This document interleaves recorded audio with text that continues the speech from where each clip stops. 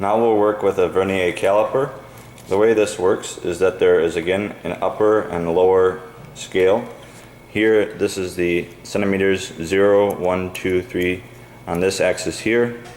And then on the upper we have inches, which we're going to neglect for our use. And then this is the lower scale down here, 0, 1, 2, 3 up to 9. And then 0 again is the minor scale. When it's shut, the Vernier caliper isn't measuring anything, that is, then the zeros on the major and minor axes line up. So we can see that this 0 on the minor scale and this on the major scale, they line up quite well. And you'll notice nowhere else does that occur, that is the markings on the minor and major scale line up, except again at 0 here and there. We'll put our measurement object here between the teeth of the Vernier scale and we'll close it. When we're measuring something, there's a flat side here and we'll want to put our device in that and then close it with a little bit of pressure. And then with that value, we're going to see what the measurement is.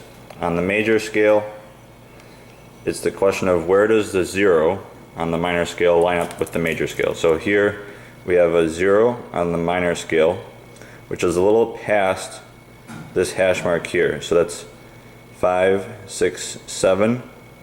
It's a little more than 0.7 centimeters.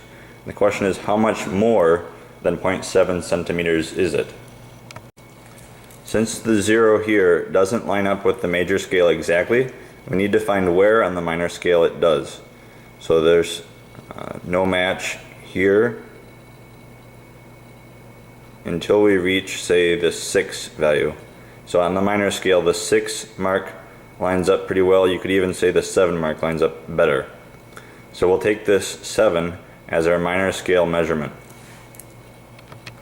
Now the question is, how do we combine this 0.7 centimeter measurement on the major scale with the 7 mark on the minor scale? The answer to that is over on the far side of our caliper. There's a little marking that says 0.05 millimeters.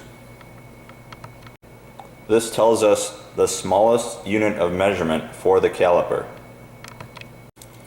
So now when we look back, this 0 on the minor scale is somewhere between 0.7 and 0.8 on the major scale. So this gives us some confidence that our measure is correct. Now that we know the smallest unit of measure on the minor scale is 0.05 millimeters, that tells us what this 7 means. Each of these small marks from here to here is 0.05 millimeters, and so since this is 7, and then there are 2 marks per increment, there are actually 14 of these small measurements. The way we'll combine these sets of measurements, the 0.05 millimeters on the minor scale as the smallest measurement with the major scale of 0.7 centimeters, is we'll take the major plus the number of minor increments, in this case 14, and then multiply that number times the smallest measure. So what we get back after we convert to the correct units of centimeters, in this case, is 0.77 centimeters with an accuracy of plus or minus 0.005 centimeters. As a check, this makes sense because the value should be between 0.7 centimeters and 0.8 centimeters. And if we look back at our original measurement, we see that our 0 mark on the minor scale is close to the 0.8. So 0.77 centimeters makes sense.